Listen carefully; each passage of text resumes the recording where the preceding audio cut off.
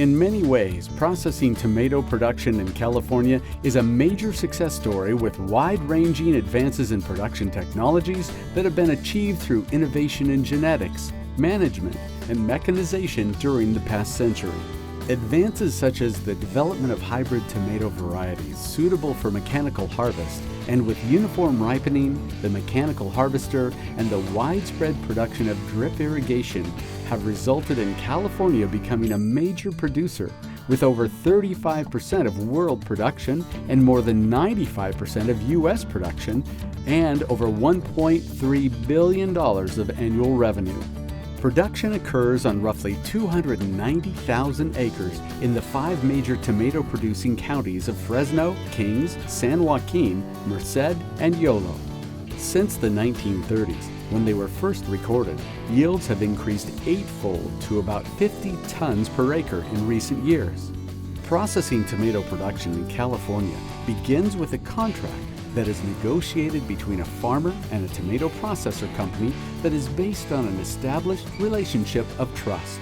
We work with farmers to get our delivery schedules, but it's a lot of communication, it's a lot of good relationships. We're trying to find out what timing window that the growers could produce best in, what is good for them. Then we try to also match with what varieties will do well for them, because it's important for them to do well to stay in business. In that relationship is both trusting what each other's saying and what each other's telling you. So we may not have any formal document saying that we're going to take tomatoes for this time or this particular variety, but we've maybe given them a paper with a delivery schedule. It's not an actual contract, but it's with what our plan to do is when the contracts are finally finalized. Sometimes contracts have been as late as July when they're finalized, when we've agreed on a price with the Tomato Growers Association that we could put down on our delivery contract. On the contract, we're looking for how do they perform as far as quality delivery with the varieties that we're giving them. We understand their situations each year that there might be weather that's dictating quality. We take that into consideration, but it's very important to get the varieties when we need them for the production schedule of the factory. I think one difference in a tomato contract versus other commodity contracts is other commodity contracts, when you specify tons, you have a contracted delivery tons to meet, but there is no penalty for falling short. So it's very important that there's a good agreement, and this is an important relationship. You really have to obtain a contract, because if without a contract, you're not going to plant processing tomatoes, a contracted crop. So first thing you do is secure a crop contract, or because we have a long-term relationship with several canneries, so we have an idea of the range that they're running in, what acres they'll be wanting for the next year. But you want to make sure you don't prepare something that you don't have a contract for. Depending on what product they're putting up, whether it's a thin high solids product or a lower solid viscosity products, they have varieties that they know work for them for whatever particular pack they're running. But there might be 2 or 3 varieties that'll work for them equally well in that time frame, and then you go over the variety list. The processor presents you a variety list, and if you have some varieties that you're not particularly keen on, you try to, from a grower's perspective, we try to get varieties that work well to us. We have to have yield. That's what we get paid. We get paid by the ton, so we have to put up a good quality product, but we still, no matter what we put up, we have to have tons. To accommodate wet soil conditions in the spring, pre-plant tillage and bed preparation for growing processing tomatoes is generally done in the fall, allowing for timely transplanting and reduced soil compaction. The vast majority of today's processing tomato fields in California are now transplanted. Transplanting simplifies seedbed preparation and stand establishment. Reduced weed competition provides more options for weed control and reduced hand weeding expense. Because subsurface drip irrigation is now used on over 90% of California processing tomato acreage, good field preparation and tillage typically involve a short series of minimum tillage, controlled traffic passes that mix and incorporate residues from previous crops, break up potentially compacted zones in the beds and furrows, all while preserving the buried drip tape. A variety of minimum tillage, semi or permanent bed tillage implements are now available and used by processing tomato farmers. We use the term minimum tillage to designate implements and tillage approaches that end up reducing the total number of passes across a field relative to former conventional tillage operations. This is a shank, 3 or 4 across the bed, and it's loosening subsoil compaction and avoiding the drip tape all at once. And then with a ring roller behind, breaking down the clods. All right, very good. That's their row crop chisel. Again, the idea is that they're using GPS to keep traffic in the furrows here. With the current system, Jonathan just pulled that clod out of the furrow bottom. And what he's demonstrating is there's root movement all the way to the furrow bottom because there's no compaction. The roots travel all the way and utilize 100% of the field to pull nutrients from. All right, so that's a very good point here right now. We have to have water movement all the way to the furrow bottom. So what they're doing right now with these operations this fall after harvest is they're trying to guarantee that they're getting exactly what Danny just said, and that's root and water movement throughout the entire field. The purpose of this pre-transplant tillage is to incorporate residue from previous crops, break up compacted zones, create a flat level bed, and work in herbicide. You know, if we come behind wheat or garbanzo beans, the beds are put up a little bit earlier. They're put up, say, in September, August. If you come behind cotton, obviously it takes a little bit more work because you've got cotton residue in there, and it takes place later in the year, so we don't get started working that ground till, most years probably the 10th of November or something. We shred it, and then again we light disc it 2 or 3 times, and then we'll come in and wrap up the beds, lift it up, make a tomato bed out of it, till and pack it, and mulch it.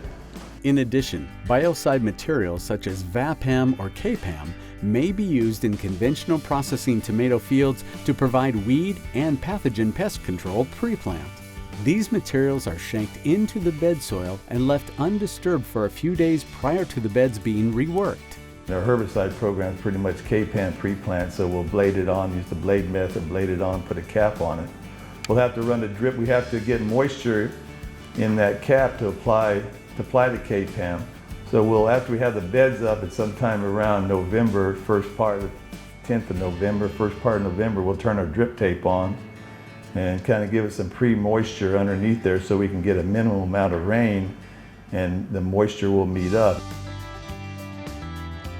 In general, 60 or 66-inch wide single or double-line beds are used for processing tomatoes. But increasingly, double-line 80-inch beds are being used particularly in southern growing regions. Transplants are custom grown by commercial greenhouse operators and delivered to the fields as plug plants seeded in trays. Both mechanical finger-type, hand-fed transplanters and carousel rotary transplanters are commonly used, with recently introduced biodegradable transplant tape technology also likely to soon be gaining popularity. Transplant populations of single or double row plugs are typically 7,000 to 9,000 per acre. In a well-transplanted field, plants are erect with a full root ball and much of the lower plant stem below the soil surface. Hand-moved sprinklers have been used to establish tomato transplants, but increasingly, plants are initially watered with drip irrigation that is generally started during the days just prior to transplanting to avoid water stress. Typically, tomato plants may not grow much during the first 2 weeks following transplanting and may appear to be stalled. But once their roots start growing vigorously and they start using the liquid starter containing fertilizer that is applied with water with each transplant, plant growth occurs quickly with full canopy cover reached in about 2 months following the transplant. Considerable in-season management, nurturing, and attention to detail with respect to tomato crop growth and development are needed. Most of today's hybrid tomatoes mature in about 120 days. So once a transplant, we're nurturing them. So the first 3 weeks, we're watching them every day, twice a day, just checking moisture, okay? And we just bump it with a drip tape, okay? So the old days, you had to run sprinklers every time we wanted to give something a shot of water. Now we just we might tell him, he's got a certain hour, but every field's a little bit different, but he might run, after the plants are in, he might run a 24-hour set, he might run an 8 set, it just depends on what the weather's done and what type of field that is, but he'll run enough water so that plugs in good moisture, and then he'll keep checking it for the next 3 weeks, and you know what I mean, every day, twice a day sometimes, just to dig in there, just to see how the plugs are doing, watching the roots push out, you know, so now you get to the third, say 3 weeks after transplanting the plants, it's got some roots, so it can take a little stress, or you don't have to be as precise. Soon following transplanting, shallow weed cultivations are done using a variety of mechanical knife, blade, or rolling hoe cultivator implements, and with an additional last bed forming and leveling power or mechanized bed shroud implement such as a cultimulcher. The purpose of this implement is to create level, even non-cloddy soil surface conditions that will facilitate efficient mechanical harvesting. Typically, hand hoeing is also done after the mechanical cultivation. Mid-season management of processing tomatoes involves frequent drip irrigation to replenish water that is evaporated from the soil and transpired by the crop canopy. Increasingly, processing tomato farmers rely on actual real-time information on local, potential, or what is known as reference ET, or evapotranspiration. And they use crop coefficients that vary throughout the growing season to come up with estimates of crop ET, or the amount of irrigation water needed to replenish recent losses. What I do, I just look Siemens as a good guy and everything for your ETs, but if you have like a weather station in the ranch, it's a little bit more accurate because you are a lot closer from the weather station where the Siemens has it. Average water use for processing tomatoes is about 30.5 inches, and farmers are generally quite careful to avoid water stress during the early flowering and fruit set periods. The beginning, you had to probably over-irrigate a little bit, make sure that, you have plenty moisture around the root zone. But after the plant, established and everything, you can get a schedule, how big the crop is going, what type of soil, and, the capacity of your soil and things like that. You can go more or less when to irrigate or how often to irrigate. Late season irrigation management, however, usually involves a deliberate deficit irrigation approach to achieve desired levels of tomato fruit soluble solids. I probe the soil, feel the moisture. I try all the time to don't overdo it. About 55-60% moisture is when I start irrigating. Thus, some measure of managed late-season water stress has been found to be important to high fruit quality and good yields. For fertilizer, the best thing I do, the first thing I do is before planting, I take soil samples. I send it to a lab, and that gives me a guide, how everything is working and what I need to add or what I need to go easy on it. Everybody's different how you do, but you know your soils, you more or less know how much is available to the plant and how much is not. So you take that percentage, and based on that percentage, you start fertilizing. Seasons are different and pests are different. Sometimes there are common pests that we see with greater intensity in one season and not so much in another. So it's not just a cookbook approach to pest management that we need to be thinking about. I think we think about conventional growers, but also with those conventional growers, they're trying to reduce dependence on pesticide use. Of course, if you can exclude the pest, that's the best. But there are some pests that are present.